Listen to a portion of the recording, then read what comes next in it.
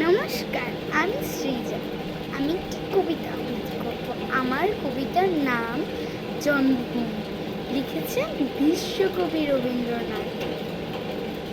সার্থক জনম আমার জন্মেছে এই দেশে, সার্থক জনম মাগো তোমায় ভালোবেসে। জানি নে তো ধন রত্ন আছে কিনা রানীর মতো, শুধু জানি আমার রঙ্গ চূড়াই তোমার ছায়ায় এসে।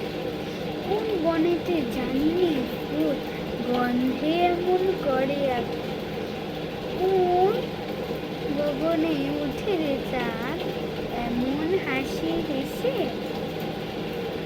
আঁখি মেলে তোমার আর প্রথম আমার চোখ জুড়ালো, ওই আলোতে নয়ন রেখে মুদগো নয়ন শেষে। ধন্যবাদ, টাটা।